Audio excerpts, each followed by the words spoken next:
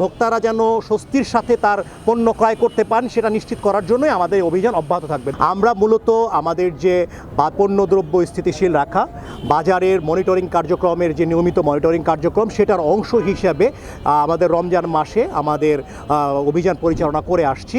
সেই অভিযান পরিচালনাকালে আমরা বাজারে যে অ্যানোমেলিগুলো পেয়েছি তার মধ্যে প্রথম ছিল যে বেশিরভাগ দোকানই তারা মূল্য তালিকা প্রদর্শন করছিলেন না, যেটা সিও স্যার কিছুক্ষণ আগেই বললেন যে ভোক্তা অধিকার সংরক্ষণ আইন 2009 অনুযায়ী মূল্য তালিকা প্রদর্শন করা বাধ্যতামূলক। এবং কিছু কিছু দোকানে তারা হচ্ছে কিছু মোড়কজাত পণ্য ব্যবহার করছিল যাতে সেখানে পণ্যের দাম, ওজন, মেয়াদ এবং উৎপাদনের তারিখ উল্লেখ করা ছিল না। এছাড়াও কিছু দোকানে আমরা একেবারে অস্বাস্থ্যকর পরিবেশে ভেজাল খাদ্যদ্রব্য যেমন ভেজাল গুড় বা এ ধরনের কোনো পণ্য আমরা তাদেরকে বিক্রি করতে দেখেছি। এছাড়াও আমরা তাদের মনিটরিং কালে আমরা যে বিষয়টি আমাদের অ্যানোমেলি চোখে পড়েছে সেটা হচ্ছে বেশিরভাগ দোকানই তারা পণ্যের যে পাকা রসিদ, তারা যে পণ্য ক্রয় করেছে, কত দামে ক্রয় করেছে সেটার পাকা রসিদ আমাদেরকে প্রদর্শন করতে পারেনি। তো এ কারণে আমরা প্রথমবার যেহেতু আমরা রমজান মাসে এসেছি, আমরা তাদেরকে সতর্কতামূলক আজকে 14টি মামলায় 14টি প্রতিষ্ঠানকে মোট 51,000 টাকা অর্থদণ্ড করেছি এবং তাৎক্ষণিকভাবে আদায় করেছি। এবং আমাদের সাথে বাজার কমিটির প্রতিনিধি উপস্থিত ছিলেন। আমরা তার মাধ্যমে সম্পূর্ণ বাজারে একটি মেসেজ প্রোভাইড করার চেষ্টা করেছি যে এই ধরনের অপরাধগুলোর যদি পুনরাবৃত্তি হয় পরবর্তীতে আমরা কঠোর আইনি পদক্ষেপ গ্রহণ করব। আমাদের এই মনিটরিং কার্যক্রম এবং অভিযান নিয়মিত অব্যাহত থাকবে, পুরো রমজান মাস জুড়ে চলবে এবং রমজানে জনমনে যেন স্বস্তি আসে, তারা যেন ভোক্তারা যেন স্বস্তির সাথে তার পণ্য ক্রয় করতে পান সেটা নিশ্চিত করার জন্যই আমাদের অভিযান অব্যাহত থাকবে।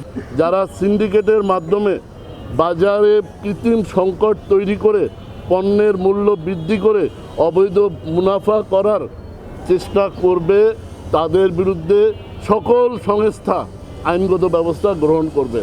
আপনারা জানেন স্পেশাল পাওয়ার অ্যাক্টের আইন আছে, মজুতদারি, কালোবাজারি এই অপরাধের বিরুদ্ধে, ফৌজদারি অপরাধ, এই অপরাধের বিরুদ্ধে স্পেশাল পাওয়ার অ্যাক্টে মামলা হওয়ার সুযোগ বিধান আছে। দোকানে পণ্যের মূল্য তালিকা প্রদর্শন করতে হবে, ভোক্তা অধিকার আইন অনুযায়ী এটা বাধ্যতামূলক। যদি কোনো দোকানি পণ্যের মূল্য তালিকা প্রদর্শন না করেন এবং অধিক মূল্যে, নির্ধারিত মূল্যের অধিক মূল্যে পণ্য বিক্রি করেন, এটা ফৌজদারি অপরাধ। এই অপরাধে জেল জরিমানার বিধান রয়েছে। আমি আশা করব আপনাদের মাধ্যমে প্রিয় সাংবাদিক ভাইগণ আপনারা এই মেসেজ জনসাধারণ এবং ব্যবসায়ীদেরকে দিয়ে দেবেন যেন আমরা সকলে সচেতন হই।